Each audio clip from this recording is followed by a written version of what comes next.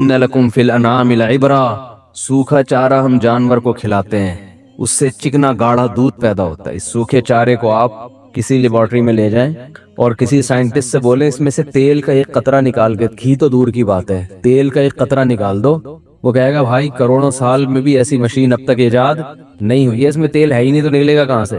یہی وجہ ہے کہ کولیسٹرول کے مریضوں کو گھاس کھانے کا مشورہ دیا جاتا ہے، یعنی گھاس سے ملتی جلتی سبزیاں، کہ اس میں تیل نہیں ہے۔ اس سے تیل نکالنے کی کوشش کرو گے تو اپنا تیل نکل جائے گا، اس سے تیل نہیں نکلے گا۔ اب اللہ تعالیٰ اگر بھینس کو بادام کھلاتے ہیں کہ بھئی اس سے تم نے دودھ نکالنا ہے چکنائی والا، تو چکنی چیزیں کھلاؤ، تو چکنی چیزیں تو کیا ہیں؟ بادام ہے، پستہ ہے، اخروٹ ہے، یہ کھائیں گے تو اس سے تیل نکلے گا۔ پھر تو ہم کہتے ہیں اللہ پھر یہ ڈائریکٹ ہم بادام خود نہ کھا لیں، ہمیں دودھ پینے کی ضرورت کیا؟ اتنے مہنگا پڑے گا دودھ، وہ بادام ہی کھا لیں ہم، تو بھینس کو اتنا پروٹوکول ہم کیوں دیں؟ کیا خیال ہے بھائی؟ تو اللہ نے فرمایا کہ ان گایوں کو، ان بھینسوں سے دودھ جیسی قیمتی چیز تمہیں ملے گی۔ اتنی قیمتی چیز ہے نا دودھ، اتنی زبردست چیز ہے، لوگ دودھ کی قدر نہیں کرتے حقیقت میں۔ اب بات چل پڑی ہے تو بتا دوں، دو طرح سے دودھ کی، تین طرح سے دودھ کی ناقدری ہو رہی ہے ہمارے معاشرے میں، تین طرح سے۔ پہلی ناقدری، دودھ کو بوائل کیا جاتا ہے، تازہ دودھ نہیں پیا جاتا، یہ ناقدری ہے۔ آپ کو قدرت نے جس انداز میں دودھ دیا ہے نا اسی میں پیو، بوائل کر کے اس کی جو اجزائے ترکیبی ہے نا اس کو چینج بولو نا نہیں کرو۔ ہمارے نبی نے، میرے علم میں کوئی ایسی حدیث نہیں ہے زندگی میں کبھی دودھ ابال کے پیا ہو۔ ڈاکٹر کو اعتراض ہو گیا، یہاں کوئی ڈاکٹر بھی بیٹھے ہوئے ہوں گے، کیسے مشورے دے رہا ہے، جراثیم پلا رہے ہیں ہم کو۔ تو دودھ جب نکلتا ہے اس میں جراثیم نہیں ہوتے، بعد میں پھر جراثیم آتے ہیں اس کے اندر، جب رکھا رہے گا تو جذب بھی آتے ہیں۔ تو نکالو پی جاؤ، بات آ رہی ہے سمجھ میں؟ ہمارے نبی کیسے دودھ پیتے تھے؟ ادھر بکری سے دودھ نکالا، اونٹنی سے دودھ نکالا، صحابی آپ کے سامنے لائے، آپ نے اس کو پی لیا۔ پھر دودھ بنتا ہے، سمجھتے ہو؟ نہ پینے سے بہتر ہے ابلا ہوا پی لو۔ تو ایسا نہیں کہ وہ بوائل دودھ چھوڑ دیں، لیکن جو فائدہ کچے دودھ میں ہے تازہ، یہ تجربہ کیے کہ لیبارٹری ٹیسٹ نہیں بتا رہا میں آپ کو، یہ مشاہدہ ہے، کر کے دیکھو پتہ چلے گا۔ بوائل دودھ آسانی سے ہضم نہیں ہوتا، کچا تازہ دودھ جو گرم گرم تھنوں سے نکلتا ہے پی جاؤ فوراً نکال کے۔ لیکن وہ کون کرے گا؟ ایکچولی بکری پالنی پڑتی ہے، گائے بھینس، اور ایکچولی ہے تو مرو پھر۔ جو خدا نے جو تمہیں نعمتیں دی ہیں وہ تم استعمال نہیں کر رہے۔ دیکھو میں بار بار کہتا ہوں، نیچر کبھی تبدیل نہیں ہوگی چاہے سائنس کتنی ترقی کر جائے، تو فطرت چینج بولو بھائی نہیں ہوتی۔ اللہ نے ہمیں جو چیزیں کھانے کے لیے دی ہیں، اب دیکھو دیسی مرغی کا ذائقہ ہی الگ ہے، اس کی طاقت ہی الگ ہے، وہ نیچرل ماحول میں پلتی ہے، اس کا سوپ بنا کے پیو، ہڈی چباؤ چبے گی نہیں۔ فارمی چکن پتہ ہی نہیں چلتا ہڈی شروع کہاں سے ہو رہی ہے، اس کی گوشت ختم کہاں ہو رہا ہے، ہڈی شروع کہاں ہو رہی ہے۔ ایسی مرمری سی ہڈیاں ہوتی ہیں، اس مرغی کو اٹھا کے یوں پھینکو گے کوئی دوبارہ اٹھنے کی گارنٹی نہیں ہے، کیوں پنجرے میں پیدا ہوئی پنجرے میں بڑی، انسانی تصرف ہو گیا نا اس کے اوپر۔ تو دودھ جس کی اللہ قرآن میں تعریف کر رہا ہے، قرآن میں اللہ نے جن پھلوں کی اور جن خوراکوں کا تذکرہ کیا ہے نا، وہ صحت کے لیے بہت بہترین چیزیں ہوں، بہترین چیزیں، تو اس میں دودھ کا اللہ کیسا تذکرہ کرتا ہے۔ ان لکم فی الانعام لعبرہ، ہاں میں بتا رہا ہوں دودھ میں تین کیا کرتے ہیں انسان، دودھ کے ساتھ تین ظلم ہوتے ہیں۔ ایک کم درجے کا ظلم ہے کہ بوائل کر لیتے ہیں اس کو، تازہ نہیں، وہ اگر تازہ نہیں ہو تو پھر بوائل کرنا پڑے گا آپ کو، یہ بھی ذہن میں رکھیں، ایسا نہ ہو یہ گوالے جو دودھ دے رہے ہیں یہ کچا پینا شروع کر دیں، ان میں تو پتہ نہیں مینڈک نکال چھلنی سے کیا کیا نکالا جاتا ہے، لال بیگ اور مینڈک سب نکل کے ہمارے پاس آتا ہی ہے۔ یہ جب چھانا جاتا ہے نا تو کچرا تو ہلکی چیز ہے، آپ سمجھتے اس میں یہ اس لیے چھانتے ہیں کہ تاکہ کچرا نکل جائے، یہ آپ کی حماقت ہے بھائی، میں حیران ہو رہا ہوں آپ کو۔ آپ مجھے بتاؤ یہ جو گوالے دودھ چھان کے دیتے ہیں کیا کچرا نکال کے؟ یہ مینڈک، لال بیگ، مکوڑے، گوبر، جو گائے کے پیشاب کی شیٹیں، جو گائے بھینس جب پیشاب کرتی ہے نا، اور اپنا بھی پسینہ ہوتا ہے ان کا اس میں، گوالوں کا، کیونکہ اتنی بھینسوں کا دودھ نکال کے اپنا پسینہ وسینہ، تو اس کے لیے بوائل کیے بغیر پیا نا تو پھر مر گئے، وہ تو بوائل۔ تو پہلا دودھ کے ساتھ انصاف یہ ہے کہ وہ کیسے پیا جائے؟ تازہ، یہ پہلی بات ہے۔ نمبر دو، دوسرا ظلم کیا ہو رہا ہے؟ پتی ڈال دیتے ہیں دودھ کو، دودھ پتی بنا دیتے ہیں، دودھ کا کیا ہو گیا؟ بیڑا غرق۔ تیسری ناانصافی جو سب سے بڑی ناانصافی ہے، لوگ بڑے فخر سے کہتے ہیں ہم صبح ایک گلاس دودھ پیتے ہیں، پیتے کب ہیں؟ جب 2 پراٹھوں سے پیٹ بھر چکا ہوتا ہے ان کا، جب 2 پراٹھے کھا کے پیٹ ان کا کیا ہو چکا ہے؟ بولو، بھر چکا۔ تو اتنا پھوڑنے کے بھی دودھ کا اثر نہیں ہوتا، وہ تھوڑا بہت فائدہ ہوگا وہ تو تباہی ہے۔ ہم نبی کی سیرت میں دیکھتے ہیں کہ آپ صلی اللہ علیہ وسلم دودھ کیسے پیتے تھے. کیا پورا کھانا کھانے کے بعد پھر آخر میں ایک گلاس دودھ کا یا دودھ پیتے تھے؟ ایسا نہیں ہے. ہمیں نبی کی سیرت میں یہ ملتا ہے کہ جب شدید بھوک لگتی تھی نا تو بعض دفعہ پیٹ بھرنے کے لیے دودھ پیا جاتا تھا، کیونکہ جب بھوک لگتی ہے نا ٹائٹ تو معدہ آپ کا ہر چیز کو بدن کا جز بنانے کے لیے تیار ہوتا ہے. ایسی کنڈیشن میں جب دودھ آنتوں میں جاتا ہے تو معدہ اسے بھرپور طریقے سے جذب کر کے ہڈیوں میں پہنچاتا ہے. آنکھوں کی بینائی تیز ہوگی، بال گرو کریں گے. تو دودھ بذات خود ایک خوراک ہے. رات کو دودھ اس وقت پیو جب کھانا نہ کھاؤ، رات کو پھر ایک گلاس دودھ پی کے سو جاؤ، یا صبح بہت ہلکا ناشتہ کر کے پھر ایک گلاس دودھ پیو.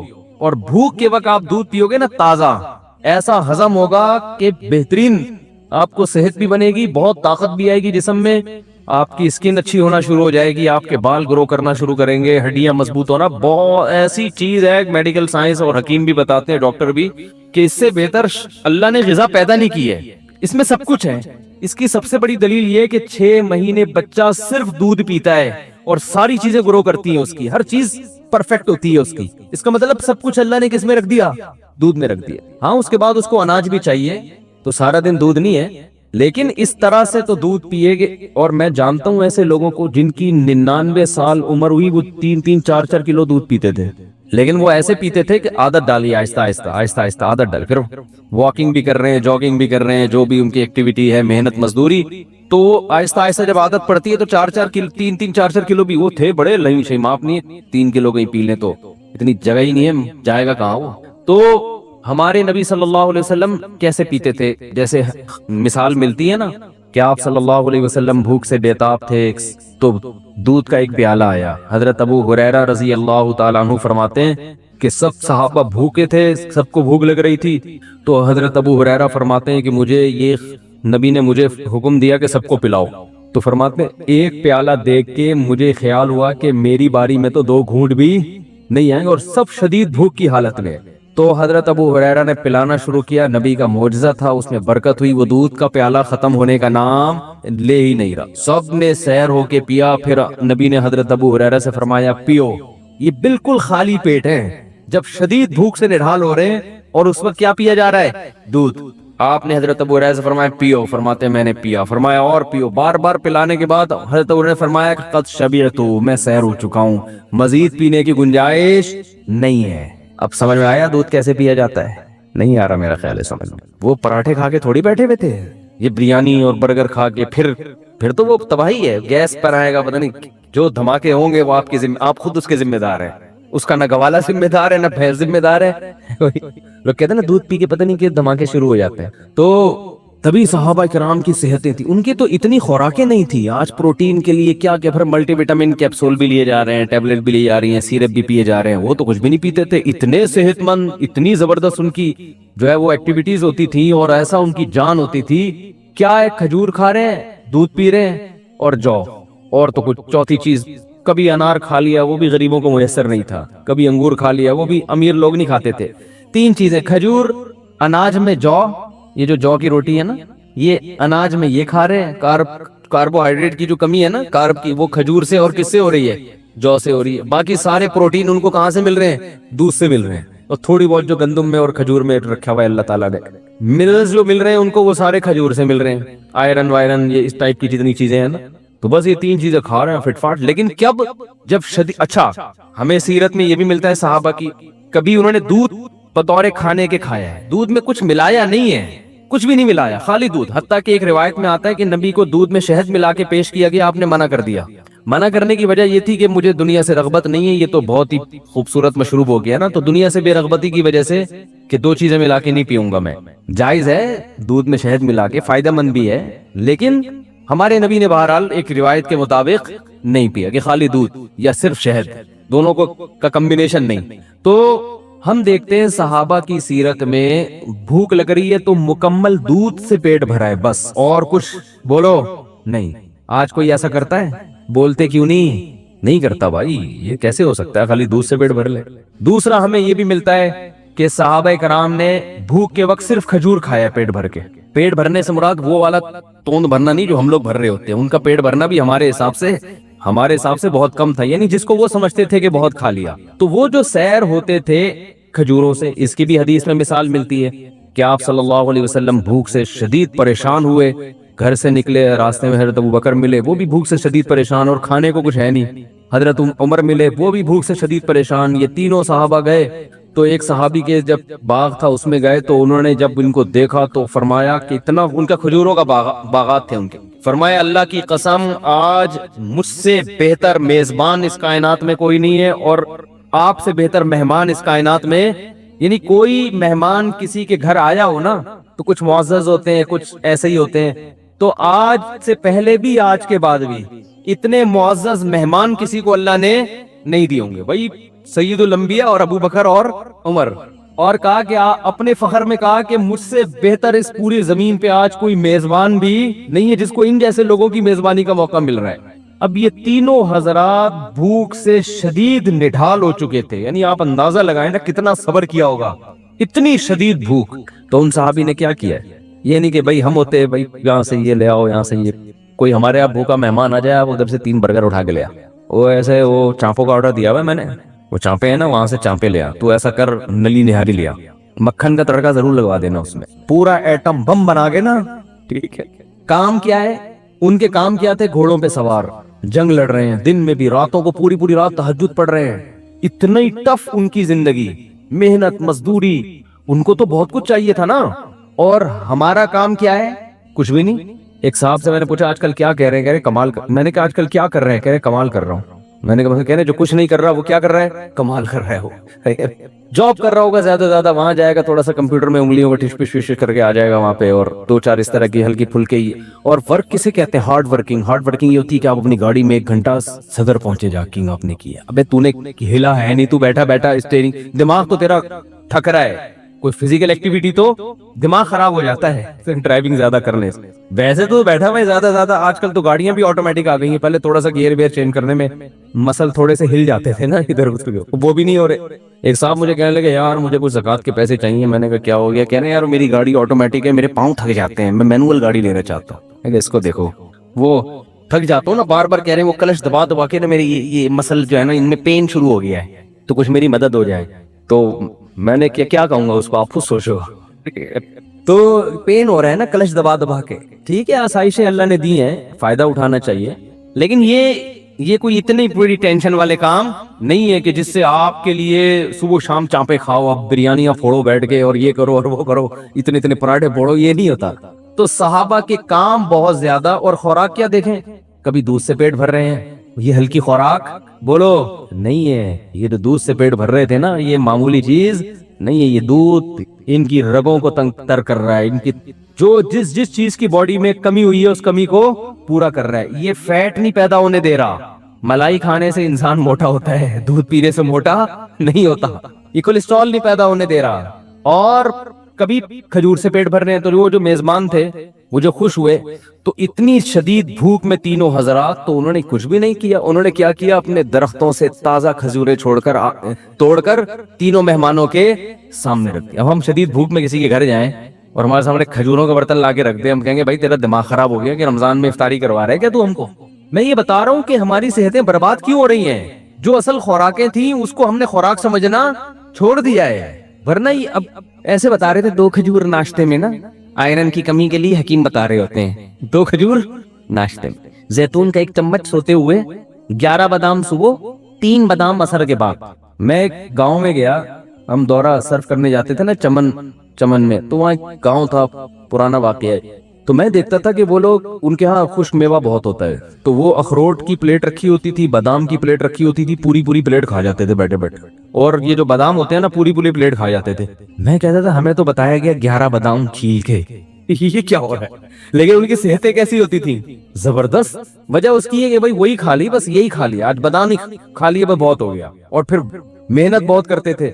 تو ہمارے وہ 11 بادام بھی کم وقت جو کھائے گا نا, 2 پراٹھے پھوڑنے کے بعد 11 بادام کھائے گا, وہ 11 پراٹھوں میں غائب ہو جائیں گے. ان کو پتہ ہی نہیں کہ یار ہم نے جانا کہاں ہے, سارے کھانچے تو بھر گئے ہیں, ہم کدھر جا کے فٹ ہوں. وہ سوچتے ہی رہتے اندر جا کے, یار وٹامن ای کی کمی کے لیے اس نے بادام کھایا ہے, تو یہ کھپے کہاں جا کے, ہم فٹ کہاں جا کے ہوں. ایڈجسٹ ہی نہیں ہو رہے ہوتے ہیں نا وہ جا کے. پھر اوپر سے آپ کہہ رہے ہیں ڈاکٹروں نے کہا دودھ بہت ضروری ہے. ڈاکٹر نے جو کہا نا دودھ بہت ضروری ہے, وہ 2 پراٹھے پھوڑنے کے بعد نہیں کہا اس نے, سمجھ رہے ہو. تو نبی صلی اللہ علیہ وسلم کے سامنے انہوں نے کھجوروں کی اپنی تر کھجوریں لا کے آپ کے سامنے رکھ دی. آپ صلی اللہ علیہ وسلم, کتنی شدید بھوک تھی آپ کو, آپ نے, اور آپ تجربہ کر کے دیکھیں, شدید بھوک میں تازہ کھجوریں بڑا مزہ کرتی ہیں, اتنا مزہ آتا ہے نا, کیونکہ ایک دم انرجی آتی ہے اس میں, جو ہے وہ نشاستہ بھی ہے نا کھجور میں, تو ایک دم طاقت آتی ہے باڈی کے اندر. تو صحابہ کرام نے وہ کھجوریں, تینوں حضرات نے وہ کھجوریں کھائی ہیں. پھر انہوں نے اپنے کنویں کا ٹھنڈا پانی پیش کیا.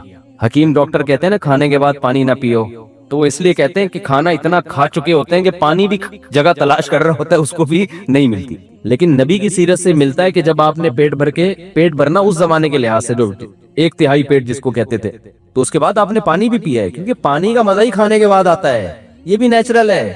یہ جو لوگ کہتے ہیں نا کھانے کے بعد پانی پینا خلاف سنت ہے, ایسی کوئی بات نہیں ہے. کھانے کے بعد پانی پینا نیچرل ہے, انسان کی فطرت ہے, اس کا دل چاہتا ہے پانی پینے کا, اور مزہ ہی اس وقت آتا ہے. اور قرآن و سنت سے بھی ثابت ہے. ایک تو یہ حدیث سے آپ نے کھایا, کھجوریں کھائیں اور سیر ہو کے پھر پانی پیا آپ نے, اور پھر آپ نے فرمایا اللہ کی حمد و ثنا کی, اور پھر آپ نے فرمایا لَتُسْأَلُنَّ يَوْمَئِذٍ عَنِ النَّعِيمِ, تم سے ان نعمتوں کے بارے میں قیامت میں سوال ہو. ہم بریانیاں پھوڑ رہے ہیں, برگر کھا رہے ہیں, چانپے کھا رہے ہیں, اور کلیجیے کھا رہے ہیں, اور جناب کوفتے کھا رہے ہیں, اور ہم سمجھتے ہم سے سوال نہیں ہوگا. اور صرف اتنی شدید بھوک میں چند کھجوریں کھائی ہیں, آپ نے فرمایا یہ اللہ نے ہمیں جو نعمتیں دی ہیں اس کے بارے میں ہم سے سوال. تو نعمت کی قدر بھی جب ہوتی ہے, جب شدید بھوک کے بعد آدمی چند نوالے کھاتا ہے نا, پھر پتا چلتا ہے یہ رزق کتنی بڑی نعمت ہے. آج ہم بھوک لگنے ہی نہیں دیتے, لگنے سے پہلے ہی پھوڑ دیتے ہیں بیٹھ کے. تو نعمت کا نعمت ہونے کا بھی احساس نہیں ہوتا. جیسے افطار کے وقت نبی جو دعا پڑھتے تھے, شدید بھوک پیاس میں جب روزہ کھولتے تھے اور پانی پیتے تھے, ایسا ہوتا ہے نا, کتنا مزہ آتا ہے نا, ایک دم جسم میں انرجی آتی ہے. تو آپ صلی اللہ علیہ وسلم فرماتے تھے ذهب الظما, پیاس چلی گئی, وابتلت العروق, رگیں تر ہو گئیں, جو خشک ہوئی تھی نا پوری باڈی, اس میں سب میں ایسا بلڈ دوڑنا شروع ہو گیا, تر ہو گئی وہ. وثبت الاجر انشاءاللہ, اور آخرت میں اجر بھی ثابت ہو گیا. ہر طرح سے مزے ہی مزے ہیں بھائی افطاری میں, کھانے کا بھی مزہ, رگیں بھی تر ہو گئیں, اور آخرت میں اللہ نے روزے کا اجر بھی انشاءاللہ لکھ لیا. تو بات بات پہ شکر ادا کرنے کی ترغیب دی جا رہی ہے. تو آپ صلی اللہ علیہ وسلم نے کھجوریں تناول فرمائی اور سیر ہوئے اور پانی پیا, اور کیا فرمایا, آپ نے فرمایا لَتُسْأَلُنَّ يَوْمَئِذٍ عَنِ النَّعِيمِ, جس قیامت قائم ہوگی تو ہم سے ان نعمتوں کے بارے میں, یا تو یہ آیت پڑھی یا آپ نے خود فرمایا کہ ہم سے سوال ہوگا قیامت کے دن. تو یہ جو کھانے کے بعد پانی ہے نا, یہ نیچرل, انسان کا دل چاہتا ہے, مزہ ہی جب آتا ہے کھانے کے بعد. یہ قرآن و سنت سے ثابت ہے. ایک تو یہ حدیث میں نے پیش کی, یہ موضوع نہیں ہے لیکن یہ بات آ گئی ہے تو میں بتا دوں, یہ حدیث سے بھی پتہ چلتا ہے. دوسرا قرآن میں کہتا ہے کلو وشربو, کھاؤ اور پیو. تو سمجھو یہ چیزیں ملی ہوئی ہیں آپس میں, بظاہر ایسا لگ رہا ہے. اور کھانے کے بعد کی جو دعا ہے نا, وہ ہے الحمدللہ الذی اطعمنا وسقانا وجعلنا مسلمین. من المسلمین لوگ پڑھتے ہیں لیکن جو الفاظ ہیں مسلمین کے ہیں, ویسے من المسلمین بھی ٹھیک ہے. تمام تعریفیں اس اللہ کے لیے ہیں جس نے ہمیں کھلایا اور ہمیں پلایا اور ہمیں فرما بردار بنایا کہ آج ہم اس کا شکر ادا کر رہے ہیں. تو کھلانے کے ساتھ کس کا ہے, تو یہ کھانے کی دعا, پینے کی نہیں ہے, لیکن اس میں پینے کا بھی شکر ادا کیا جا رہا ہے. اس سے مطلب کہ کھانا پینا دونوں, بولو بھائی, ساتھ ساتھ, یہ دونوں ساتھ ساتھ. وہ مجھے وہ ان کا پرینک یاد آ رہا ہے, ایک لڑکوں نے پرینک بنایا ہے, میرے ہر چیز کو الٹا کیا ہوا ہے انہوں نے. تو ہر ایک کی نقل اتاری ہے نا, اس میں نقل اتارتے میں وہ یہ کہہ رہے ہیں کہ اگر سارا دنیا الٹی ہو جائے تو کیسے نظام چلے گا. تو اس میں یہ دکھایا ہے کہ ماں باپ, ایک بچہ کتاب پڑھ رہا ہے تو ماں باپ کہہ رہے ہیں ہر وقت کتابیں پڑھتے رہتے ہو, کبھی لیپ ٹاپ لے کے بھی بیٹھ جایا کرو, کبھی موبائل بھی دیکھ لیا کرو. یعنی الٹی کہانی چل رہی ہے. تو ہر چیز کو الٹا کر کے دکھایا کہ اگر دنیا الٹی ہو جائے تو کیا ہوگا, پولیس والے سمجھا رہے ہیں, ٹھیک ہے نا, ٹھیک ہے. اس طرح کا نا ساری چیزیں بڑا دلچسپ بنایا. تو میرے بارے میں بھی بڑے کچھ مذاق کیا. تو میں لوگوں کو سمجھا رہا ہوں شادی بالکل بھی نہیں کرو, اور اگر کرنی ہے تو 40 سال میں کرو جب صحیح سے بڈھے ہو جاؤ. تو مجھے بڑا اچھا لگا ہونا کہ بالکل الٹا کر کے. تو اگر میں آپ کی باتوں میں آ گیا نا تو میں یہی بیان کروں گا, بھائی بالکل نہیں کرو.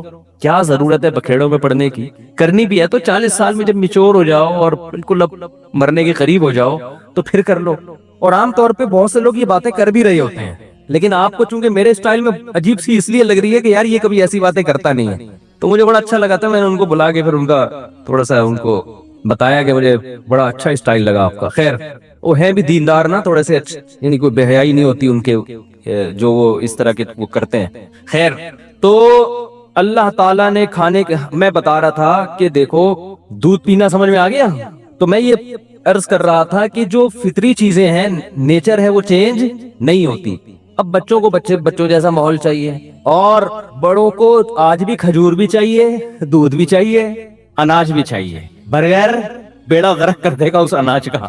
جس کنڈیشن میں، جس فارم میں اللہ نے دیا ہے نا، اسی فارم میں کھانا پڑے گا آپ کو. تو آپ دودھ اگر چاہتے ہو نا فائدہ اٹھاؤ تو تازہ دودھ پیو. لیکن اس ٹینشن میں لوگ پڑتے اس لیے نہیں ہے کہ اس کے لیے بھینس پالنی پڑتی ہے، یا بکری پالنی پڑتی ہے، یا اونٹنی پالنی پڑتی ہے، یا گائے پالنی پڑتی ہے.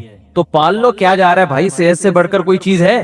اتنا پیسہ تم نے بحریہ ٹاؤن میں لگا دیا پلاٹ لینے کے چکر میں. یار ایک چھوٹا سا کچا پلاٹ لیتے، ایک بندے کو اجرت پہ بھینس دے کے رکھتے کہ یار یہ ہمارے گھر کا تازہ دودھ بھینس سے آئے گا، جو بچے گا وہ بیچ دیں گے، اور تیری اجرت بھی یہیں سے نکلے گی، جو بکے گا اسی سے تیری تنخواہ. یہ گوبر شوبر تو نے صاف کرنا ہے. تو اس میں کیا جا رہا ہے؟ لیکن اصل بات یہ کہ صحت کی فکر نہیں ہے. دل اٹکا ہوا ہے اس سریے میں جو آپ کے مکان میں ڈالا جائے گا. جو ہڈیوں میں سریا ڈالنا، جو دودھ جو ہے نا آپ کی ہڈیوں میں سریا پیدا کرتا ہے، وہ بالکل غافل ہو گئے اس سے. وہ سمجھ رہے ہم جیسے ہیں قیامت تک ایسے ہی رہیں گے. وہ جب بحریہ ٹاؤن میں آپ کا گھر تیار ہوگا نا، آپ کی ہڈیوں میں ٹک ٹک کی آوازیں آ رہی ہوں گی اس وقت. ایک صاحب میرے پاس آئے، کہہ رہے یار پتہ اچھا بلا تھا، میں پتہ نہیں اب سجدے سے اٹھتا ہوں تو 2-3 ٹک کی آوازیں آتی ہیں.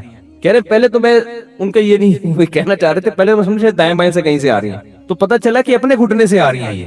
تو میں نے کہا بس اب ایک گھٹنے سے آئی ہیں، اب اس کو صحیح کرنے میں لگو گے تو تھوڑے دنوں میں دوسرے گھٹنے سے بھی ٹک کی آواز آنا شروع، اور پھر کمر سے بھی ٹکا ٹک کی آوازیں آنا شروع ہو جائیں گے. پھر میں نے کہا چیئر لا کے بیٹھ جاؤ گے تھوڑے دنوں میں یہاں پہ. تو وہی ہے، صحتوں کی ایسی کی تیسی کر کے چھوڑی ہوئی ہے، پوڑتے جا رہے ہیں. خیر میں تو جلدی سے وہ موضوع کو سمیٹوں، کہاں چلے گئے ہم. لیکن موضوع بنا کے یہ باتیں ہوتی نہیں ہیں، گریوی میں آ جائیں تو اچھی ہوتی ہیں. خیر، تو اللہ تعالیٰ نے کیا فرمایا؟ فذرنی ومن یکذب بہذا الحدیث، چھوڑ دو اس کو، مجھے اس کے ساتھ چھوڑ دو بس. کیونکہ میں نے اتنے دلائل قائم کر دیے. میں دودھ کی مثال دے رہا تھا کہ اس چارے کو آپ لے کے جاؤ جاپان کے سائنسدانوں سے، بولو کہ یار تیل کا ایک قطرہ نکال کے دکھاؤ، وہ کہے گا میرا تیل نکل جائے گا، اس سے تیل نہیں نکلے گا. تو اللہ فرماتے ہیں کہ تم اگر اللہ بادام کھلانے کا حکم دے دیتے بھینس کو، تو ہم کہتے اللہ پھر ہم خود ہی نہ کھا لیں، اتنی ٹینشن اور اتنا مہنگا بادام، تو دودھ کتنا مہنگا نکلے گا.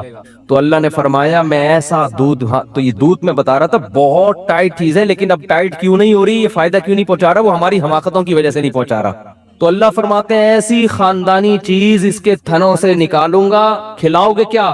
وہ چارہ جو کسی کام کا نہیں ہے. گندم کا دانہ تم لے لو گے، چھلکا جو تمہارے کام کا ہے ہی نہیں، وہ کس کو کھلانا؟ اس بھینس کو کھلانا. بھوسی ٹکڑے کھلانا، جو گھر میں بچی ہوئی روٹیاں نہیں ہوتی جو پھینک دیتے ہیں لوگ، کسی کے کھانے کی نہیں ہوتی، وہ بھوسی ٹکڑے اس کو کھلانا. اچھا یہ بات بتا دوں، کراچی کا جو بھینس کا دودھ ہے نا، وہ بڑا خاندانی ہے. پنجاب کی بہت سی چیزیں اچھی ہیں، دودھ پنجاب کا مزیدار نہیں ہے. پنجاب والے حضرات معذرت کے ساتھ، یہ بہت لوگوں نے تجربہ کیا ہے. کراچی میں جو بھینسوں کا دودھ ہے، جو گوالوں سے ہو کے آتا ہے، اس میں جو خوشبو آپ کو ملے گی، تجربہ یہ کیا ہے اکثر پنجاب میں دودھ میں وہ خوشبو نہیں ہے. وجہ اس کی ہے کہ یہاں باقاعدہ یہ بزنس ہے بہت بڑا، کیونکہ یہاں بھینسیں یہاں کی تو ہے نہیں، تو ساری وہاں سے لائی جاتی ہیں. تو یہ لوگ بھینسوں کو کھلاتے ہیں، گھاس پھوس کراچی میں ہے نہیں، تو ان کو خوراک بڑی خاندانی کھلائی جاتی ہے. چنے کے دانے، اٹی مٹی، پتہ نہیں کیا کیا ان کی اصطلاحات ہیں، اور روٹیاں، اور اس کے اتنے پروٹین اس کو ملتے ہیں کہ دودھ بڑا خوشبودار پیدا ہوتا ہے.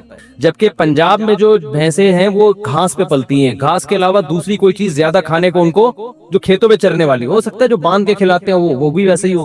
تو اس لیے دونوں دودھوں کے ذائقے میں بڑا فرق ہے. تو اور اتنی موٹی ملائی آئے گی یہاں دودھ کے اوپر. تو پنجاب سراخوں پہ ہر چیز میں آگے ہے، یعنی خوراک کے معاملے میں.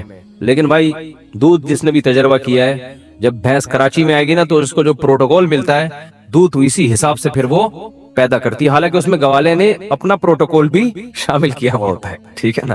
بھینس اتنا نہیں دیتی جتنا گوالا خود دیتا ہے، تو وہ خود دینے کے باوجود بھی پھر بھی کافی صحیح رہتا ہے وہ. خیر، تو اللہ فرماتے ہیں یہ سوکھا چارہ ہم اس جانور کو کھلاتے ہیں. نسقیکم مما فی بطونہ من بین فرث ودم لبنا خالصا سائغا للشاربین. ایسی مشین بنا دی جاپان کے سائنسدان، تو ایک روبوٹ بنا کے فخر کر رہے ہیں، بٹن دباؤ ادھر جاتا ہے، بٹن دباؤ یہ ریموٹ کنٹرول یوں کرو تو ادھر آ جاتا ہے. ہے بھائی, یہ والا بٹن دباؤ تو یہ والا ہاتھ اوپر کرتا ہے, یہ بٹن دباؤ تو یہ والا ہاتھ نیچے کرتا ہے, یہ اس پہ فخر کر رہے ہیں. اللہ فرماتے ہیں اس بھینس میں ایسے سافٹ ویئر میں نے ڈال دیے ہیں, سوکھا چارہ کھلاتے ہو, اسی سوکھے چارے سے اس کا گوبر بنتا ہے. وہ گوبر کیا کرے گا, زمین میں جائے گا, زمین کی انرجی کو, طاقت کو بحال کرے گا تاکہ دوبارہ اس سے گھاس اور نباتات پیدا ہوں. اسی چارے سے اس کا بلڈ بنے گا تاکہ یہ مشین کو جو ایندھن چاہیے, جو پاور چاہیے نا, وہ پاور تو ہر مشین کو چاہیے ہوتی ہے نا, تو وہ جو پاور اس کو چاہیے وہ بلڈ بھی اسی گھاس سے پیدا ہوگا. اور اللہ فرماتے ہیں جس جگہ پہ گھاس اور گوبر اور خون بن رہا ہے تو اسی گوبر اور خون کے درمیان سے ہم تمہارے لیے لبنن, ایک دودھ نکالتے ہیں, خالصاً, جس میں نہ گوبر کی بدبو, نہ خون کی بدبو, نہ گوبر کی رنگت, نہ خون کی رنگت. یہ تو اس کا کلر ہوتا ہے بالکل پیور وائٹ کلر, کیسا چمکتا ہوا وائٹ ہوتا ہے کہ نہیں ہوتا. اور گھاس دیکھو کس کلر کی ہے, گوبر دیکھو کس کلر کا ہے, بلڈ دیکھو کس کلر کا ہے, دودھ ایسا چمکتا ہوا وائٹ. اللہ فرماتے ہیں یہ تو اس کی خوشبو میں نے تمہیں بتا دی کہ نہ گوبر کی بدبو, نہ خون کی بدبو, نہ گوبر کی رنگت, نہ یعنی کلر اور خوشبو تو میں نے تمہیں بتا دیا. مزیدار کتنا ہوتا ہے, سائغ للشاربین, پینے والوں کے حلق میں پھسلتا چلا جاتا ہے. وہ ہمارے حضرت فرماتے ہیں جب میں آیت کی تلاوت کرتا ہوں ایسا لگتا ہے ایک گلاس لبالب دودھ کا میں نے پی لیا, ایسا مزہ آتا ہے. جو پینے میں مزہ آتا ہے اس سے زیادہ اس آیت کی تلاوت میں مزا آتا ہے. سائغ للشاربین, یہ لفظ کسی اور مشروب کے بارے میں نہیں ہے قرآن میں. سائغ ہونا آسانی سے حلق میں اترتا ہے. میرے علم میں ایسی کوئی دوسری آیت نہیں ہے جو دودھ کے علاوہ کسی اور چیز کے بارے میں اللہ نے کہا ہوگی. انار کے بارے میں کہ آسانی سے حلق میں اترتا ہے, شہد کے بارے میں بھی نہیں کہا کہ پھسلتا ہوا جاتا ہے. دودھ ایسی مزے کی چیز ہے جب پیو نا تو دل چاہتا ہے کھینچتے چلے جاؤ, لیکن بھوک میں پیتے نہیں نا, تو اس لیے وہ تو پراٹھے کھا کے پی رہے ہوتے ہیں نا, تو پھر پھسلتا نہیں ہے, پھر وہ ابلتا ہے. یار یہ کیا کر رہا ہے بھائی, کیوں لے جا رہا ہے مجھے, اتنا مزیدار. اصول یہ ہے کہ جب بھی کوئی کمٹمنٹ ہو نا کسی سے تو اس کا پورا پورا خیال کرنا چاہیے. نکاح نامہ نکال کے دیں ان کو اندر سے, نکاح نامہ, اور آپ بیٹھ کے فل کریں. ہیلو, ان کو بلائیں گے, نکاح نامہ لے کے اس کو ابھی فل کر لیں آپ, ٹھیک ہے. میرے ساتھ مسئلہ یہ ہے کہ میں آج کل ٹائم بچانے کے چکر میں ہوں کہ کم وقت میں زیادہ سے زیادہ کام ہو. تو جب کوئی کمٹمنٹ ہوتی ہے لوگوں سے تو پوری بات سمجھتے نہیں ہیں. اس کا نقصان کیا ہوتا ہے کہ میرا بھی وقت ضائع اور سامنے والے کا بھی ضائع. ابھی بیچارے بہت اچھے لوگ ہیں, حیدرآباد سے آئے ہیں, نکاح پڑھانا ہے انہوں نے. تو میں نے ان سے کہا تھا کہ آپ 1 بجے یہاں پہنچ جائیں, پہنچنے کے بعد مجھے میسج کریں کہ ہم آ گئے ہیں. مقصد ان کی شکایت لگانا نہیں ہے, بہت اچھے لوگ ہیں. مقصد یہ کہ اصول اور ضابطہ سمجھانا مقصد ہے کہ ہر آدمی اصول ضابطے پہ چلے گا تو تکلیف بھی نہیں ہوگی اور کام بھی اچھے میں ہو جائے گا. میں نے ان سے کہا تھا کہ 1 بجے پہنچنے کے بعد مجھے میسج بھیجیں کہ ہم آ گئے ہیں, ٹھیک ہے نا.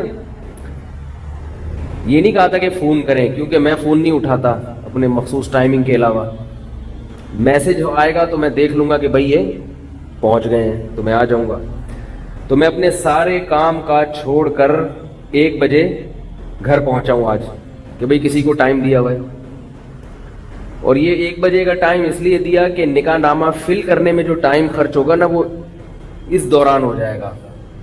صحیح ہے, نکاح پڑھانے میں تو 1 سیکنڈ بھی نہیں لگتا نا, اصل مسئلہ ہوتا ہے نکاح نامہ فل کرنا. تو یہ جو ٹائم ہے نا اس میں نکاح نامہ فل ہو جائے گا. نکاح پڑھانا ہے تو پھر ہم بیٹھے بیٹھے ہاں بھائی قبول ہے جی, تو 2 منٹ کا کام ہے. خطبہ تو جو جمعے کا خطبہ ہے وہی گریوی میں نکاح کا بھی ہو جائے گا. کیا خیال ہے؟ تو گریوی کے چکر میں تھے ہم, گریوی مارنے کے. اب اس میں کیا ہوا کہ یہ لوگ 1 بجے سے آگے بیٹھے ہوئے ہیں, مجھے میسج ہی نہیں بھیجا. ادھر میں سارے کام کاج چھوڑ کے بیٹھا ہوا ہوں. مجھے بھی دماغ اب کھلنے لگا کہ یار میں وہ آئے کیوں نہیں, کیونکہ یہ ٹائم تو ان کو دے دیا نا. تو اب میرا بھی ٹائم ویسٹ ہو رہا ہے اور یہ ادھر نیچے آ کے بیٹھ کے انتظار کر رہے ہیں. سمجھ رہے ہیں بات کو؟ اب جب میں نیچے آیا ہوں تو کہہ رہے ہم تو آپ کا کافی دیر سے انتظار کر رہے ہیں, اور میں ان سے کہہ رہا ہوں کہ میں اوپر بیٹھ کے آپ کا کافی دیر سے انتظار کر رہا ہوں. تو یہ ان کی بات نہیں ہے, یہ اصول اور ضابطے کی بات ہے کہ ہم من حیث القوم بد نظمی کا شکار ہیں. من حیث القوم یعنی سبھی ہے, میں بھی ایسا ہی ہوں, سب ایسے ہیں. اس چیز کو درست کرنے کی ضرورت ہے. سمجھ رہے ہو کہ نہیں سمجھ رہے بھائی؟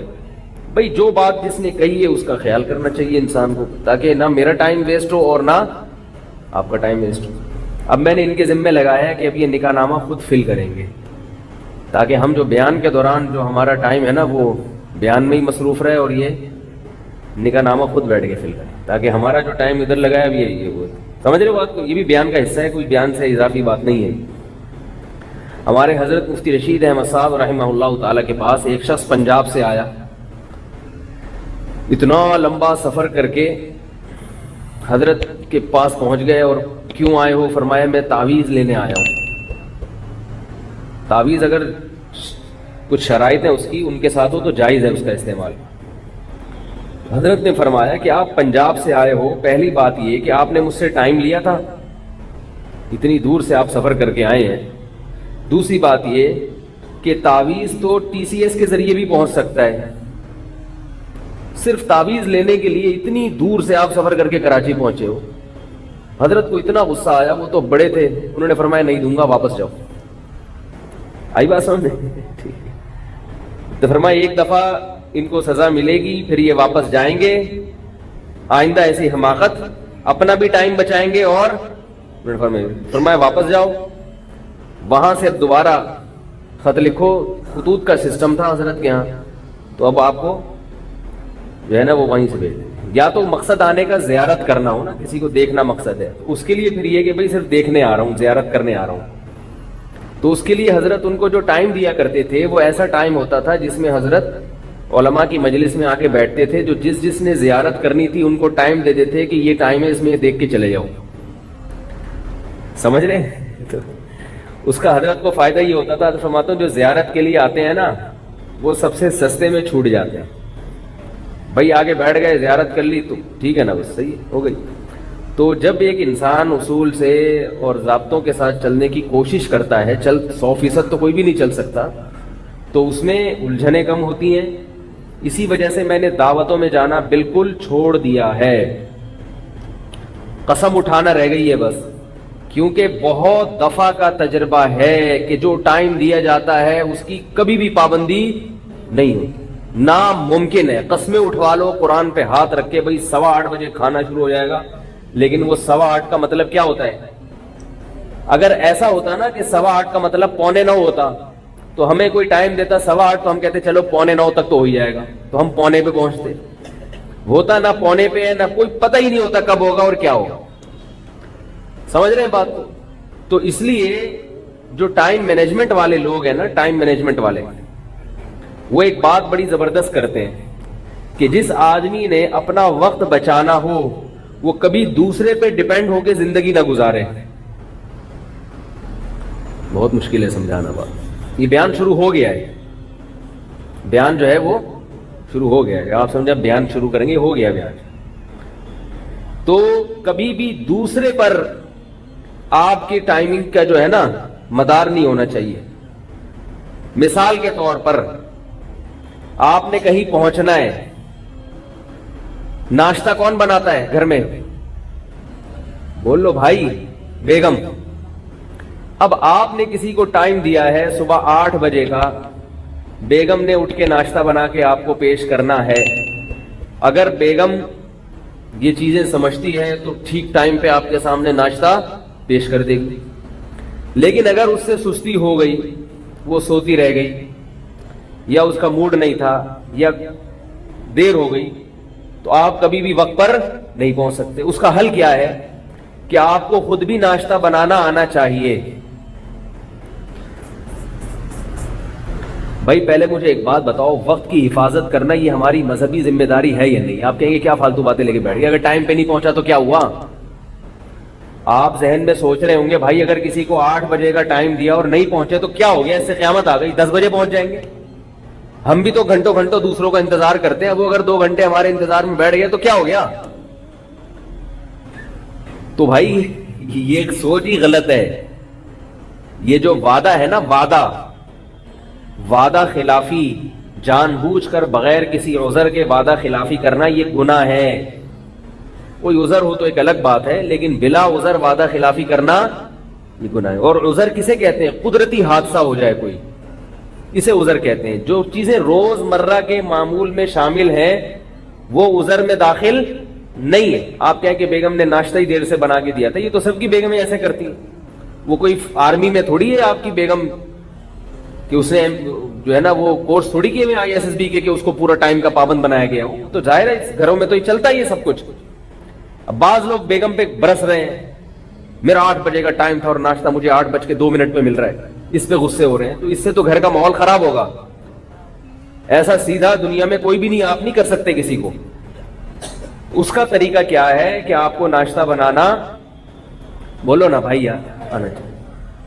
اور رات کو آپ نے کسی کو ٹائم دیا ہے کہ صبح 8 بجے میں پہنچوں گا, تو اس کا مطلب یہ ہے کہ ناشتے کی فکر آپ کو رات میں کرنی ہے کہ اگر بیگم نے ٹائم پہ نہیں دیا تو پھر میرے پاس اس کا الٹرنیٹ, اس کا متبادل کیا ہے. تو یہ فکر کب سے کرنی ہے؟ پہلے سے. سمجھ رہے ہو کہ نہیں سمجھ؟ دیکھو دنیا کی بعض قومیں ایسی ہیں, آج ہم ان کی بہت تعریفیں کرتے ہیں کہ یار اتنی شاندار قومیں, اتنی زبردست قومیں, ہم ان کی تعریفیں کرتے ہیں, یار ان میں بڑی خصوصیات ہیں. لیکن اگر وہی خصوصیات ہم میں سے کسی فرد میں ہو تو اس کی برائی کرنا شروع کر دیتے ہیں کہ یہ بندہ ہی ٹھیک نہیں ہے. جاپانی جو ہیں, جیپنیز, ان کی بہت بڑی خصوصیت کیا ہے؟ وقت کی پابندی ہے کہ نہیں ہے؟ ہمارے ایک رشتہ دار جاپان میں, کمپنی نے ان کو یہ بتایا کہ آپ نے اس شہر سے اس شہر سفر کر کے جانا ہے. کمپنی نے بھیجا کسی کام سے. دونوں شہروں میں فاصلہ ایسے تھا جیسے کراچی اور سکھر, اچھا خاصا فاصلہ ہے. کراچی سے سکھر پہنچنے میں 8-9 گھنٹے لگتے ہیں, اچھا خاصا فاصلہ ہے, بلکہ شاید زیادہ ہی لگ جاتے ہوں. اتنا لمبا فاصلہ جاپان کے 2 شہروں میں. تو ایک کنارے سے بٹھایا ہے, دوسرے کنارے پہ پہنچانا ہے. کہتے ہیں کہ میں جب ٹرین میں بیٹھا ہوں تو جو ایگزیکٹ ٹائم تھا ٹرین کے چلنے کا, اتفاق سے ٹرین اسی وقت چل پڑی. ان کو بڑی حیرانگی ہو رہی تھی کہ ٹرین میں جو ٹائم لکھا ہوا تھا نا 8:03 تو چلی کتنے بجے؟ پاکستانی تو بے ہوش نہیں ہو جائے گا. بول لو بھائی, پاکستانی یہ منظر دیکھ کے سمجھے گا میں چاند پہ ہوں یا میں مریخ پہ بیٹھا ہوں, یہ زمین کی باتیں نہیں. کہہ رہے اس سے زیادہ عجیب بات یہ تھی کہ لکھا ہوا تھا کہ, مثال دے رہا ہوں میں, کہ ٹرین 8 یعنی کوئی بھی ٹائم تھا جو مجھے ابھی یاد نہیں ہے, مثلا 4:11 پہ پہنچے گی. 9 منٹ نہیں, 10 منٹ نہیں, کتنے؟ 11 منٹ پہ فلاں اسٹیشن پہ ہوگی. یعنی سکھر جیسے آپ فرض کر لیں, اتنا فاصلہ تھا. کہہ رہے 11 منٹ پہ, 4:11 پہ آپ کی ونڈو کے سامنے ایک بندہ آپ کے نام کی سلپ لے کے, آپ کے نام کی جو وہ تختی لے کے کھڑا ہوا آپ کی اس ونڈو کے سامنے. یعنی ٹرین کا ڈبہ بھی متعین تھا کہ 4:11 پہ یہ ڈبہ پلیٹ فارم کے اس مقام پہ ہوگا. تو وہ بندہ پہلے سے کھڑا ہوا ہے کہ 4:11 پہ اس نام کا آدمی ونڈو میں بالکل میرے سامنے ہوگا. آپ سمجھ رہے ہیں کہ شاید میں غلط قسم کی باتیں کر رہا ہوں آپ کے سامنے. بھائی ہم نے تو جو سنا آپ کو بتا دیا. اب وہ چھوڑوں ہو تو ایک الگ بات ہے, اگلا ہی چھوڑ رہا ہو پھر تو ہماری ذمہ داری نہیں. لیکن ایک آدمی چھوڑتا ہے, 2 چھوڑتے ہیں, ساری قوم تو چھوڑو نہیں ہو سکتی نا. بہت لوگوں سے اس قسم کی خبریں سنی. ٹھیک 4:11 پہ گاڑی وہاں رک چکی تھی اور میرے نام کی تختی لے کے بندہ سامنے کھڑا ہوا. اب ہم کہتے ہیں واہ کیا سبحان اللہ, کتنی اچھی قوم. کہتے ہیں نا, تعریفیں کرتے ہیں, ماشاء اللہ سبحان اللہ, بھائی بڑا زبردست, بھائی واہ واہ واہ, بھائی واہ. ہمارے ہاں اگر کوئی آدمی ایسا پابند ہو کہ اس نے آپ کو ٹائم دیا ہو کہ میں 8:11 پہ وہاں پہنچوں گا, 11 منٹ, ٹھیک ہے, کچھ پتہ نہیں ہوگا کہ پہلا تو یہ کہ پہنچے گا کہ بھی نہیں پہنچے گا. ہو سکتا ہے آئے نہیں, 1 ہفتے بعد آپ کو فون کر رہا ہوں, یار وہ میں تو بھول ہی گیا تھا, یار مجھے پتہ ہی نہیں تھا. پھر اگر آیا تو 8:11 تو کبھی نہیں بولے گا, ایک لم سم ٹائم بتائے گا. ہو سکتا ہے 8 سے لے کے 1:15 بجے کے درمیان کسی بھی وقت آ سکتا ہوں. اب آپ وہاں اسٹیشن پہ منجی ڈال کے, تھوڑی تھوڑی میں بھی پنجابی سیکھ رہا ہوں, چارپائٹ کو منجی کہتے ہیں نا, منجی ڈال کے آپ ایئرپورٹ پہ سو جائیں, کسی بھی وقت آ سکتا ہے. تو اور اگر ٹائم کا پابند ہو نا تو لوگ اس کو بیوقوف سمجھیں گے, بولیں گے یہ پاگل ہے. آج میں نے کسی کو ٹائم دیا تھا 11:30 بجے کا, کہیں جانا تھا مجھے, میں پہنچ گیا 11:30 بجے, میں اکیلا ہی بیٹھا ہوا تھا وہاں پہ. میں بھی کوئی اتنا زیادہ ٹائم کا پابند نہیں ہوں, لیکن ہونے کی کوشش بہرحال کرتا ہوں جس حد تک ممکن ہو, کوشش ہوتی ہے. اور یہ عیب ہے, عیب یہ سمجھتا ہوں کہ اگر میرے اندر بھی خامی ہے وقت کی پابندی نہ کرنے کی, تو کم از کم اس کو گناہ سمجھ کے توبہ کی توفیق مل جاتی ہے. یہ بھی غنیمت ہے کہ آدمی اس غلطی کو غلطی تو مانے نا, کہ بھئی اس کی اصلاح کی کوشش کرنی چاہیے. تو ہم پہنچ گئے, ہم اکیلے ہی بیٹھے ہوئے تھے. اب میں نے ان کو جو ٹائم دیا ہوا تھا اس میں یہ بھی تھا کہ بھائی میں نے واپس بھی آنا ہے, جمعہ پڑھانا ہے. 1 بجے کسی اور کو ٹائم دیا ہوا ہے, میں نے یہاں نکاح والوں کو ٹائم دیا ہوا تھا. تو ہم بھاگے پھر وہاں سے افراتفری میں یہاں پہنچے تو وہ نکاح والے بیٹھے ہوئے بیچارے انتظار میں.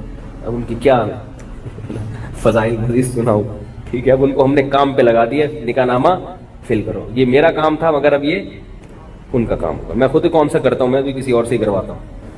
ٹائم بچا نا, جو کام کوئی اور کر سکتا ہے وہ میں بیٹھ کے کیوں کروں گا. 50 روپے پکڑا دو اس کو, یار فل کر لیں. میں جو نکاح پڑھاتا ہوں نا, لوگ سمجھتے ہیں میں فل کرتا ہوں, میں 100 روپے پکڑا کے کسی سے فل کرواتا ہوں. اس لیے کہ میں کہتا ہوں کہ جتنا ٹائم نکاح نامہ فل کرنے میں لگے گا وہ 100 روپے سے زیادہ قیمتی ہے. کیا خیال ہے بھائی؟ اس ٹائم میں ہم کوئی اور کام کر لیں تو 100 روپے میں. ہمارے حضرت مفتی رشید احمد صاحب رحمہ اللہ کے پاس ایک کیس آیا.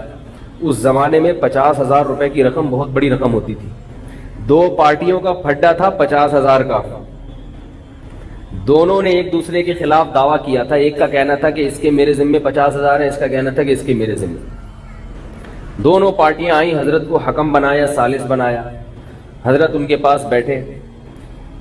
حضرت کو اندازہ ہو گیا کہ کیس بہت لمبا ہے, اس میں ٹائم بہت لگے گا. اور دوسری طرف حضرت ثالث بن بھی چکے تھے. اب جب آپ کسی کے درمیان ثالثی کا کام کرنا شروع کر دیں اور درمیان میں کہا میرے پاس ٹائم نہیں ہے, تو یہ بد اخلاقی کی بات ہے نا. بھائی ٹائم نہیں تھا تو آپ نے ثالث بنے کیوں, حکم بنے کیوں, اب لٹکا کے کیوں چھوڑ رہے ہیں ہمیں.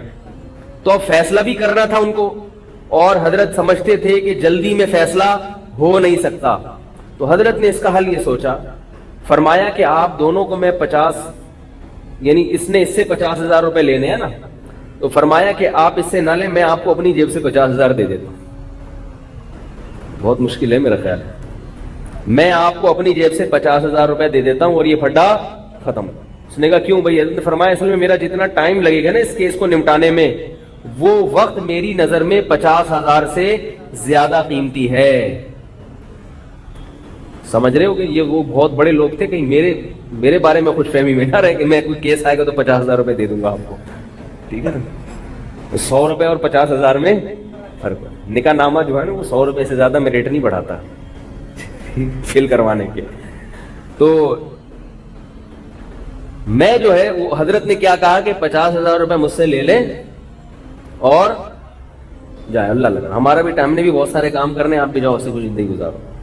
تو ایسا تھا کہ وہ جو بڑے علماء ہوتے ہیں نا, وہ اپنے اوقات کو اتنا زیادہ قیمتی سمجھتے ہیں. ہم تو ویسے نہیں ہیں, لیکن بہرحال جو بڑے حضرات ہیں ان کے اوقات بہت زیادہ قیمتی ہوتے ہیں. اور وہ اتنے بڑے بنتے ہی اس لیے ہیں کہ انہوں نے شروع سے ہی اپنے اوقات کی قدر کو پہچانا ہوتا ہے.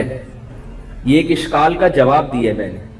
اشکال یہ ہوگا کہ آپ یہ کہیں گے بھائی وہ تو بڑے لوگ ہیں, ان پر تو یہ چیزیں سوٹ کرتی ہیں, ہماری تو وہ حیثیت نہیں ہے. کیا خیال ہے بھائی؟ تو بھائی وہ بڑے بنے اس وجہ سے ہیں کہ انہوں نے شروع سے اپنے اوقات کو اتنا قیمتی بنایا ہے. ہمارے حضرت وقت کی حفاظت کی ایک مثال دیا کرتے تھے بڑی زبردست, وہ مثال آپ لوگ بھی نوٹ کر لیں. فرماتے تھے کہ وقت آپ کے پاس ایسا ہونا چاہیے, اس کی مثال ایسے ہے جیسے ایک بوتل پانی سے بھری ہوئی ہو. ایک بوتل پانی سے بھری ہوئی, اتنی بھری ہوئی ہے کہ اس میں ایک بلبلہ بھی نہیں آ سکتا ہوا کا. تھوڑی سی بوتل خالی ہوتی ہے تو ببل آتے ہیں نا اس کے اندر, تو اتنی بھر گئی ہے وہ بوتل کہ اب اس کے اندر ایک بلبلہ بھی, بولو یار کچھ بولا کرو, اللہ کا نہیں آ سکتا. آپ سب کی طرف سے فرض کفایہ ادا کر رہے ہیں, بلبلہ بھی نہیں آ سکتا اس کے اندر. اب فرمایا کہ اگر آپ نے اس میں مزید پانی ڈالنا ہے تو چلا جائے گا, پچھلا والا پانی نکالنا پڑے گا. جب تک پچھلا پانی نہیں نکالو گے اگلا پانی نہیں آ سکتا. تو پچھلا پانی کب نکالو گے؟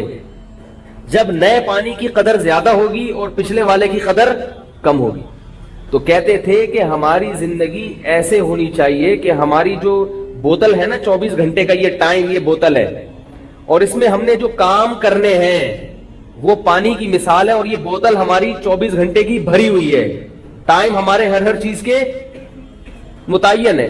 اب اگر کوئی آدمی آپ سے ٹائم مانگتا ہے یا کوئی کام آپ سے ٹائم مانگتا ہے, بعض دفعہ آپ سے ٹائم کوئی بندہ مانگتا ہے نا کہ حضرت مجھے 25 منٹ چاہیے, یا بعض دفعہ کوئی کام آپ سے ٹائم مانگتا ہے.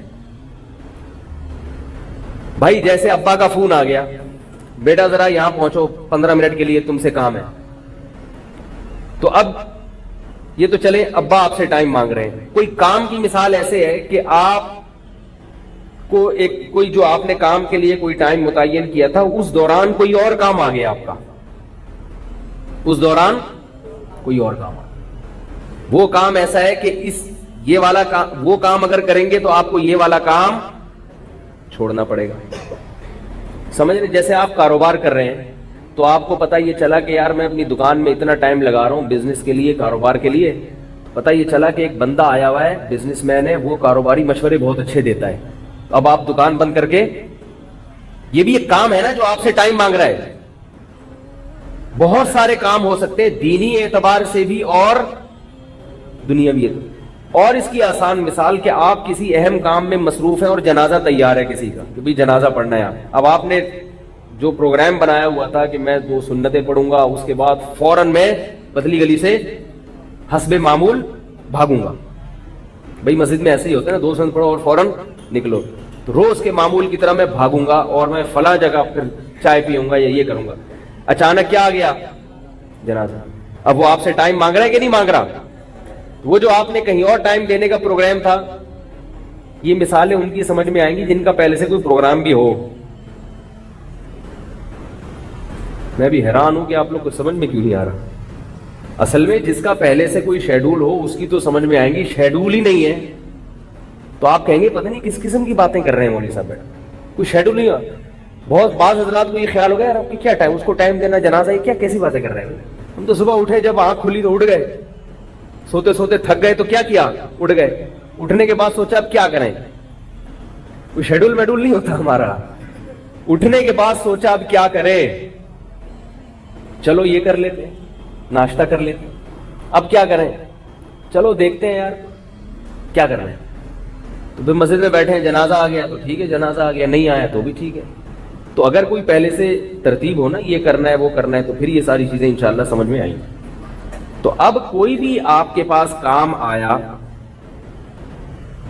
تو اس کا مطلب ہے کہ بوتل آپ کے پاس پہلے سے کیا ہے, بھری ہوئی. تو اب نیا کام جب اس اپنے ٹائم کی بوتل میں ڈالو گے تو پرانے کاموں میں سے ایک کام کا نقصان لازمی ہوگا. اگر نہیں ہو رہا نقصان, اس کا مطلب آپ اپنے وقت کو برباد کر رہے ہیں. یہ علامت ہے اس بات کی کہ آپ اپنے ٹائم کو مینج کر کے اور قیمتی بنا کے زندگی گزار رہے ہیں یا نہیں گزار رہے. جب بھی کوئی نیا کام آئے گا پرانے کام کا نقصان ہونا چاہیے. بات نہیں آ رہی میرا خیال ہے سمجھ. اور اگر نقصان نہیں ہو رہا اس کا مطلب ہے آپ ٹائم کے پابند تو ایک پابندی ایک الگ چیز ہے. آپ اپنے ٹائم کو ضائع کر رہے ہیں کیونکہ کوئی نئی چیز آ رہی ہے, پرانی چیز آ رہی ہے. بوتل خالی ہو تو جتنا پانی ڈال دو, پرانا پانی نکالنا ہی نہیں پڑے گا اس میں سے. اب رہا یہ مسئلہ کہ جب نیا کام آپ کی زندگی میں آیا یا اس بوتل میں آیا تو پرانے والے کو نکالا جائے گا یا نہیں نکالا جائے گا؟ نہیں نکالا جائے گا. یہ کہہ رہے نکالا جائے گا, ضروری نہیں ہے. دیکھا جائے گا کہ نیا والا زیادہ اہم ہے یا پرانا والا. سمجھ رہے ہیں بھائی, نیا والا زیادہ اہم ہے یا پرانا والا. اور اس میں یہ بھی دیکھا جاتا ہے کہ پرانا والا اہم تو زیادہ ہے مگر اس کے لیے ٹائم فکس نہیں ہے, وہ کل بھی ہو سکتا ہے. نیا کام جو ابھی آیا ہے یہ اگرچہ بہت زیادہ اہم نہیں ہے مگر اس کا ٹائم نکل جائے گا. اب آپ نے غفار بھائی کو ٹائم دیا ہوا ہے انڈا موڑ کے ہوٹل پہ ملنے کا. آپ نے کہا کہ ٹھیک 3:06 پہ، جاپانیوں کی طرح نا، ٹھیک 3:06 پہ میں چائے کے ہوٹل پہ آپ سے ملوں گا، کیونکہ میں ٹائم کا بہت پابند ہوں. میں نے جاپانیوں کی خبریں سنی ہیں اور مجھے اچھا لگا، تو میں بھی چاہتا ہوں، اور شریعت کا تو ویسے ہی حکم ہے، تو میں بھی چاہتا ہوں کہ ایسا پابند بن جاؤں. این 3:05 پر جنازہ تیار ہے غفار بھائی کا. اللہ غفار بھائی کو، بھائی جو بھی ہیں آپ کو زندگی دے، آپ کے علاوہ کوئی اور مثال دے رہا ہوں. اب مسئلہ کیا ہے؟ اب آپ اگر جنازے کی نماز پڑھیں گے تو وہ جو 3:06 والا ٹائم ہے اس میں گڑبڑ ہوگی کہ نہیں ہوگی؟ کیا خیال ہے؟ اب آپ نے کیا کرنا ہے، یہاں یہ دیکھنا ہے کہ یہ زیادہ اہم ہے یا وہ. تو اگر غفار بھائی آپ کے قریبی رشتے دار ہیں پھر تو یقیناً یہی زیادہ اہم ہے، کیونکہ جنازہ پڑھنا یہ زیادہ اہم ہے. تو آپ ایسے موقع پہ ستار بھائی کو کال کریں گے، بھائی ایک ایمرجنسی ہو گئی ہے، میں نے یہ کال کرنا بھی فرض ہے آپ کے اوپر. اگر آپ نہیں کریں گے تو گناہگار ہوں گے، کیونکہ اگلے کو جو کوفت ہوگی نا وہاں انتظار کی، اس کوفت کا گناہ کس کو ہوگا؟ آپ کو ہوگا، اور اس کا قیامت کے دن آپ کو جواب دینا پڑے گا. صرف سوری کر لینا کافی نہیں ہے. جتنا ٹائم سوری میں لگتا تھا اتنے ٹائم میسج بھیجنے میں کیوں نہیں خرچ کر دیا بھائی؟ پہلے لوگوں نے ایک سوری کو ایسا ہلکا لفظ بنا لیا ہے، ذرا سا جو بھی ہو سوری، تھپڑ مار دو سوری، کچھ بھی کر لو سوری، بہنوں کی وراثت کھا لو آخر میں سوری کر لو. 1 کروڑ کی وراثتیں کھا کے بیٹھے ہوئے، مرنے سے حج پہ جانے سے پہلے کہتے جو کہا سنا سب معاف. ہوتا ہے کہ نہیں ہوتا؟ لوگ کیا کر رہے ہیں آج کل جو مارکیٹ میں چل رہے ہیں نا، ابا کا انتقال ہوا، بہن کو وراثت نہیں دی، ہڑپ کر کے بیٹھ گئے. عید بقرعید پہ کپڑے بنا کے دے دیے اس کے بچوں کو اور اس کو کہ ہم ہیں نا تمہاری خدمت کے لیے، تمہیں کسی بھی چیز کی ضرورت ہو نا تم مجھے بتانا. وہ جو اس کی 1 کروڑ کی دکان ہے وہ نہیں دے رہے، اور کیا کہہ رہے ہیں؟ بھائی تمہیں جس چیز کی بھی ضرورت ہو مجھے بتانا. حج پہ جانے سے پہلے سنا تھا کہ بھائی معافی تلافی کر کے جانا چاہیے، تو اب سب نے میسج گھما دیا اس بہن کو بھی، بھائی کوئی بھی مسئلہ ہو، میں نے دل دکھایا ہو تو حج پہ جانے سے پہلے معاف کر دو. وہ بھی بیچاری کیا کہے گی؟ معاف کر دیا. 1 کروڑ روپے کیا ہو گئے؟ حلال ہو گئے. ایسے نہیں ہوتے حلال، آپ خوش ہو رہے ہوں گے واقعی حلال ہو گئے. ہمارے حضرت فرمایا کرتے تھے بعض لوگ کھاتے حرام ہیں اور درب بےہودہ سی مثال ہے، فرمایا اسے ہگنے سے پہلے حلال کروا لیتے ہیں. مثال تو بےہودہ ہے لیکن جیسی تھی ہے وہی بتاؤں گا نا. کیا مطلب؟ کھا لیا بغیر پوچھے اور ہضم ہونے سے پہلے اسے سوری کر لی. ٹھیک ہے نا کہ بھائی آپ کا مال کھایا ہے تو کھا لیا، اب آپ اجازت دے دیں. تو کہے گا اب کھا ہی لیا تو اب میں ان سے انتقام لے کے کیا کروں؟ کہتے چلو بھائی معاف کیا میں نے. تو وہ کھانے کے بعد خارج ہونے سے پہلے کیا ہو گیا؟ حلال ہو. ایسے ہوتا نہیں. یہ جو سوری ہے نا، سوری آپ نے سوری کی، سامنے والے نے ہاں کر دی اور معاف کر دیا، اس میں زبان کا اعتبار نہیں ہے شریعت میں. سمجھ رہے؟ جب کوئی حقوق العباد کے معاملے میں کسی کو معاف کرتا ہے تو اس میں زبان کا اعتبار نہیں ہے. کس کا اعتبار ہے؟ دل کا، کہ یہ دل سے معاف کیا ہے یا نہیں کیا. کیونکہ نبی صلی اللہ علیہ وسلم نے ارشاد فرمایا لا يحل مال امرئ مسلم الا بطیب نفس منہ، کسی مسلمان کا مال دل کی مکمل خوشی کے بغیر حلال. 1 روپیہ بھی حلال نہیں، 1 کروڑ کہاں سے حلال ہوگا؟ تو آپ نے بہن کی 1 کروڑ کی دکان غصب کی ہوئی ہے اور حج پہ جانے سے پہلے آپ نے معافی مانگ لی، شب برات میں معافی مانگ لی، 27ویں رات کو معافی مانگ لی. لوگ سمجھتے ہیں کہ یہ معافی کافی ہے، یہ کافی نہیں ہے. سمجھ رہے؟ حقوق اللہ کے حقوق کے معاملے میں بھی کافی نہیں ہے اور حقوق العباد کے معاملے میں بھی کافی نہیں ہے. اللہ کا حق بھی اگر ہے تو وہ پہلے دینا پڑے گا. نمازیں اگر قضا کر لی آپ نے تو وہ اللہ کو دینی پڑیں گی، قضا بھی پڑھنی پڑے گی اور اللہ سے معافی بھی مانگنی پڑے گی. رمضان کے روزے ضائع ہوئے تو وہ دینے پڑیں گے اللہ کو، وہ رکھنے پڑیں گے. ہاں یہ ضرور ہے کہ بندوں کے حقوق میں اور اللہ کے حقوق میں اللہ نے ایک فرق یہ رکھا ہے کہ بندوں کا حق فوراً مکمل جیسے جیسے وہ کہہ رہا ہے دینا پڑے گا. اللہ نے اللہ کے حق کے بارے میں کیا ہے کہ نمازیں 10-20 سال کی ہیں تو 1 دن میں پڑھنا ضروری نہیں ہے. 10 سال کی نمازیں 10 سال پہ ڈیوائڈ کر دیں اسے. سمجھ رہے کہ نہیں؟ کیوں نہیں سمجھ رہے بھائی؟ تو یہ بات خوب ذہن میں رکھیں کہ یہ جو ہم نے توبہ کا ایک تصور بنایا ہوا ہے کہ بس استغفار کافی ہے، استغفار ان معاملات میں کافی ہے جن معاملات میں قضا نہیں ہے اللہ کے حقوق، جس کا کوئی بدل نہیں ہے، اس میں صرف توبہ استغفار کافی ہے۔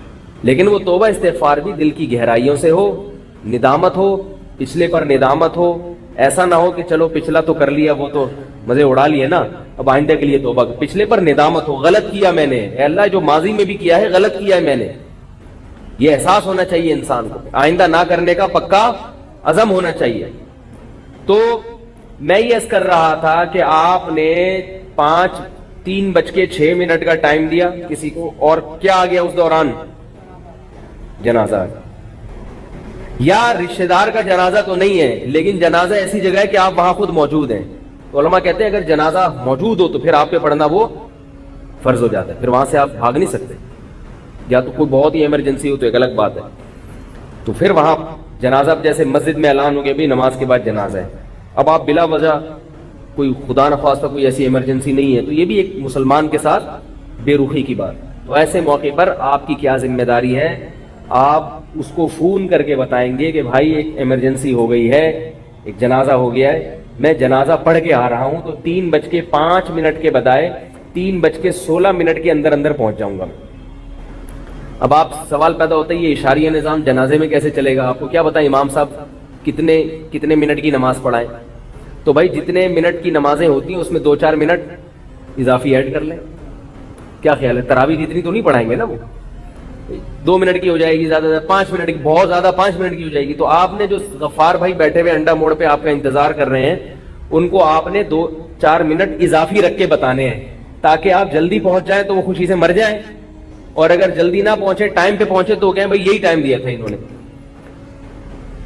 یہاں تک سمجھ میں آ گئی بات؟ بہت اہم موضوع ہے یہ، اور یہ ہمارے اکابر جو ہمارے بزرگان دین ہیں اس کا بہت زیادہ خیال کیا کرتے تھے ان چیزوں کا، جو کہ آج کل مارکیٹ میں یہ چیزیں شارٹ ہو گئی۔ اب لوگ کہتے تو یہ ہیں کہ علماء کو کہتے کہ ہمیں ٹائم دے، لیکن علماء کے علم میں یہ بات ہوتی ہے کہ یہ آدمی خود ٹائم کی پابندی نہیں کرے گا اور درد سر بن جائے گا۔